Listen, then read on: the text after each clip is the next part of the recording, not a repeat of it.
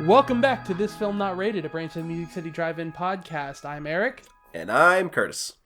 And we're here to talk about movies and not rate them. Everyone seems to think that there is a universal truth to a movie, you know, at least some people do. We're out here to try and prove that right or wrong. We stay objective as far as we can, then we fail, and then we talk about the movie the way that, you know, a lot of people talk about the movie, but it's our personal opinion. So, join us sometime if you want. We try and get through a gauntlet. Curtis is in the gauntlet this week. He has to stay objective. He has to stay factual. And what movie are you going to be objective about this week?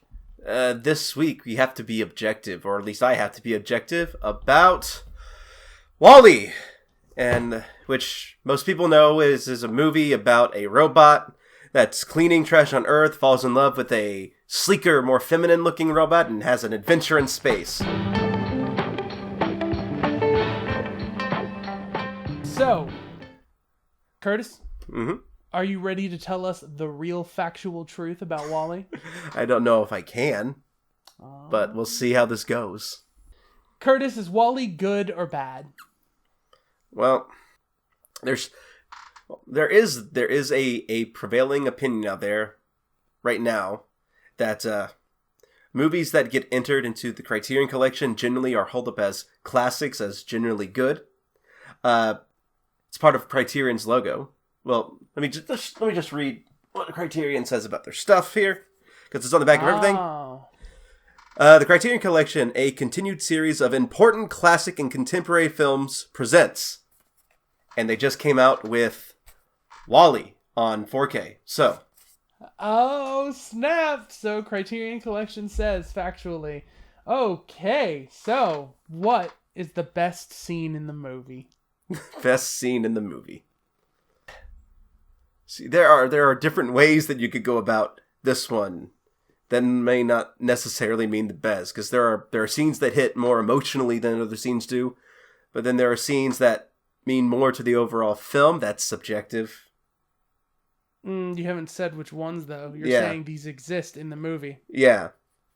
The entire opening sequence, from the start to where Eve comes down and WALL-E sees her for the first time, I think stands out, because what it does that most films that I see from Pixar and Disney come out with don't do is it lays out the plot, the setting, wholly visually with no dialogue. Everything is set up through WALL-E. Fine. I tried. I'm sorry. I tried. You shot yourself in the foot by saying it does what other movies don't do. You could have said what it does is lay everything out visually. Fair enough. I could be really flexible and wait for you to give some facts that back up the opinions, but to say, like, the other ones don't do, like, for example, like The Incredibles. Even though there is a lot of dialogue in that movie, and you have newspapers that show the progression of time, a lot of the talking is showing. It's giving you details that aren't verbal about the personalities of the characters, and you know, like, it's feeding you information that's subtextual. Anyways, I agree with you that WALL-E has to function with one character that can't communicate with anyone, and that is a very special thing to make you feel that much for it. That's the direction I would have gone. Is this is all imaginary pixels lighting up on robots that there's so many barriers to you feeling things, but you feel things. Right. It overcomes those barriers almost instantly. Yeah. I think there's an opening song. I forget what the opening song is that leads into coming from outer space and into the world itself, that sets up the idea pretty well. And then just watching WALL-E walk around this wasteland of trash and seeing, like, these tall buildings of crushed cube that he's building up, which is a great visual indicator of how much time has passed since people have left. On top of, like, flowing newspapers explaining the trash predicament, and then the B&E, sorry, the B&L ship taking off into space. Like, none of that is actually said through the first 10 minutes of the film. It's all background, and it's all besides the point of what Wall-E is doing at that in that moment in time. And so you have this incredible blank canvas that you can then build up from there with a character that cannot speak, again, for the first 10 to 15 minutes until Eve shows up, and it's through Eve that he first learns to speak in a way. He's like trying so hard to let her know how he feels that he learns a way to communicate. Right, and the best way he can do is show her visually a dancing sequence from a movie that he likes to watch and then mimic that. Just a little bit of backstory on me for Wall-E, because it's a movie that I didn't care about when it first came out. I was like, oh, okay, it's a robot movie. Great, yeah. It's for kids. Completely disregarded it. I saw bits and pieces of it on TV one time. I saw from when Eve was going up into space, from then on, I think, to the end. I've never watched this movie from beginning to end until recently. And which I think that first introduction to the world, and Wall-E does a lot to build up a lot of empathy and connection to Wall-E himself, because without that, it's kind of hard to relate to everything else that's going on. Mm-hmm. But I liked it a lot more the second time around. The visuals, especially with Eve and Wall-E dancing in space, with, the fire extinguisher and getting the plant back. Him and Eve doing this pirouette in space, going around the space station. It's just visually stunning. Obnoxiously gorgeous. Yeah. This film is very visual. It's not a lot of dialogue. The dialogue that is there is minimal to the point where they only say what they need to say to get a certain point across, and then it just cuts back to Wall-E and Eve going through this wacky adventure saying Wall-E and Eve only. So I wanted to watch Wall-E because I wanted to buy it from the Criterion Collection, because the Criterion Collection has taken a step forward after talking with Andrew Stanton, the director, in terms of supporting animated art. Right. Because of exactly the reaction you described that put you off of watching it the first time. Right. There's a bizarre barrier where animation, we know that it's really difficult to do. Mm-hmm. It's not as easy as just making something in a computer, right? So somebody spends years of their life on a project, and in our brains we think, oh, that's just something for kids that won't resonate with us. Right. And then when Wall-E came out, you take that with a huge pile of, like, you notice the little booklet on there was called Trash Planet. Right.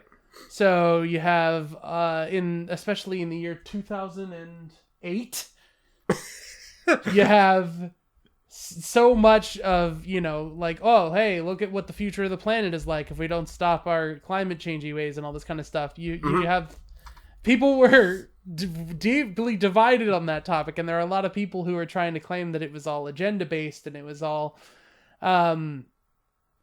just make a movie for kids. It doesn't have to be about something. Yeah, no, it's more controversial than it is now. I don't think you have as many people on. Not by any means. Going back, again, animation related. Even the creators of South Park saw it as a hoax with the whole Man Bear Pig episode when that first came out.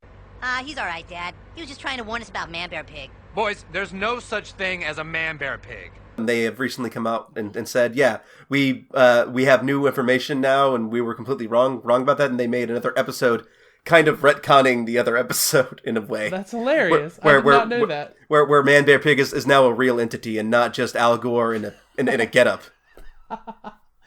Okay. So, South Park. You still exist, don't you? Uh-huh. So, I wanted to watch Wall-E because there's so much more to appreciate about it than it feels at first.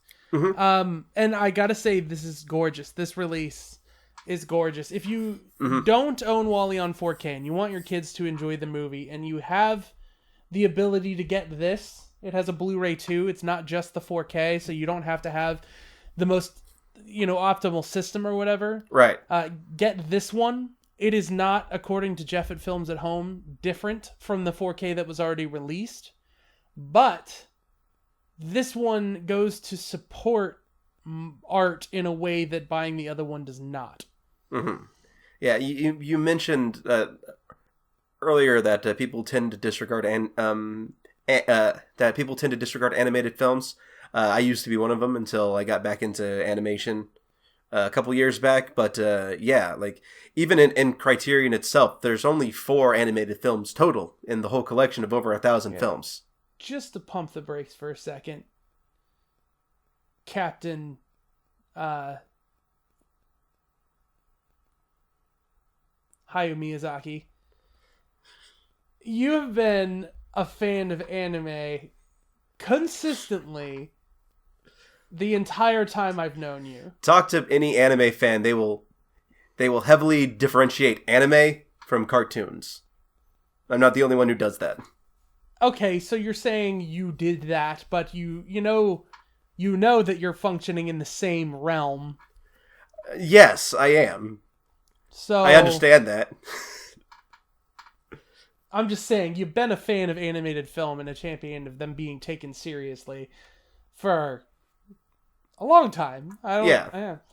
See, okay, so here's what I liked about and didn't like about WALL-E. Sure. I didn't like nothing. There's I honestly think this movie is excellent. I guess there is a little bit of a jarring nature of the way they mesh live action humans and Pixar animated humans. Mm-hmm. And there's something existentially terrifying about it. Right. But there's also a sort of slower pace to the movie, which I think works just fine. Is WALL-E close to a perfect movie? It probably it's real slow in the beginning. Once you're on the space station, it speeds up real quick. I'll tell you what, I don't think that the romance, which is done really well, and the saving humanity, which is done really well, plots necessarily gel with each other all that well. Yeah, they feel like 2 different stories that happen to coincide. Yeah, and I feel like I'd be happy to watch either one. But maybe that's why I feel the length of it is because you have to pause one to progress the other. Right. It's this whole idea that with the by and large thing that the guy who did this had like no faith in humanity after the 5-year thing happened, and he just abandoned them in space. And Willard. And then there's this weird message where these people who are now like kind of like overgrown babies with the way that their bodies are shaped. It's almost you almost get the sense that without a sense of purpose of that they kind of devolve into something that's almost gelatin. Literally, their bone mass decreases. Yeah, and then the second that someone sees an opportunity to go back, and it may be hard work at first, but they have a goal to strive for, and that's it gives them a sense of purpose, a sense of longing, and a sense to do something. Get that pizza plant. I'm waiting on the pizza plant, man. I think all the apocalypse is going to be worth it if we get that pizza plant that guy wants. Which you're telling me he's not going to work on engineering exactly the ingredients for pizza immediately? But then when you think of it on a grander scale, that's kind of the driving force through everything. WALL-E at the very beginning is just a robot doing what he's programmed to do, and once Eve comes around, he has a goal to achieve. He has something to strive for, and that drives him through the end. Eve, once she finds the plant, while she's in the process of like settling, living on this thing, now has a goal to strive for and getting it back to the ship. Like there's this sense of like progress through sacrifice throughout the entirety of the film, and I think it's well, there's a lot of sacrifice, but I don't know if, like I agree, love and purpose are like the 2 central driving forces of making life lived versus survived. Right. And that's heavy.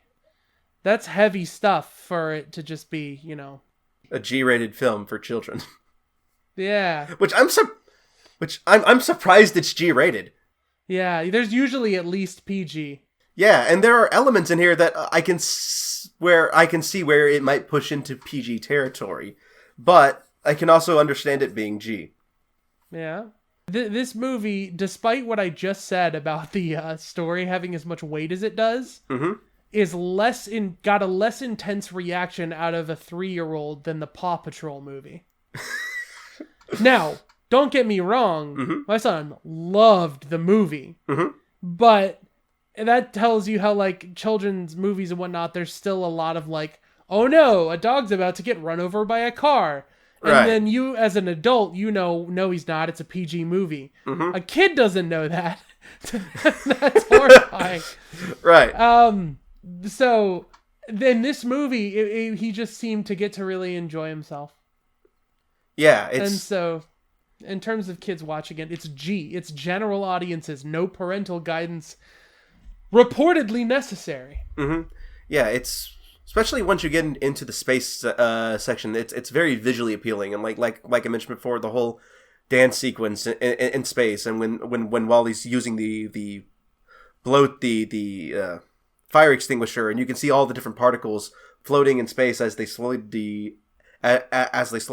and like the closest thing that I can think of that is Hiccup and Toothless flying around in How to Train Your Dragon. Yeah, oh my goodness. Don't even get me started on How to Train Your Dragon. I have so much more care for this movie after having seen it, we always say with a brain.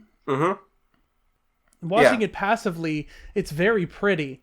Yes. But, watching it actively... Yeah, there's so much It's just to pull. so nice and comfortable. Right. And for a movie set in the post-apocalypse of Earth, it's generally hopeful. Yep. Like I can see a PG-13 version of this film, and it's just like dour and pessimistic. But this is nice too. Like I almost prefer this over that. But and that's why I would rewatch it. Is anytime I really feel like I need hope for the future. This. Right. Yeah, like I said, like when this first came out, this is why I like going back to watch movies, especially ones that I used to just like give no attention to. It looks like I missed out on something that I would have really liked back in the day. Maybe I've changed enough as a person there. This is just something appealing now. Did you tell us what would make you rewatch it?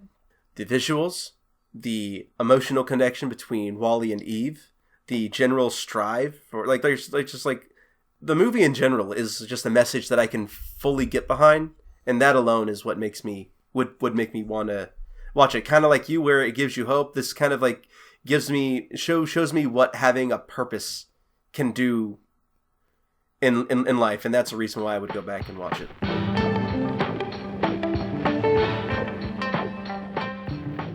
Thank you all for watching. We are Curtis and Eric from This Film Not Rated, and we are a branch of the Music City Drive-In Podcast Network, so head on over and check out the Debbie Delight. Check out This Week at the Movies. You can see my face again if you want. And check out anything else that you have over there, themusiccitydrivein.com. You can follow me on Twitter at HighContrastFLM. And you can follow me on Twitter at 90sgamer407 and on Twitch at Merrick_tainment. Yeah, thank y'all. So, is there anything else that you feel like we should say about it?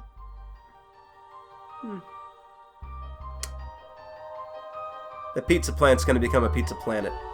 Oh!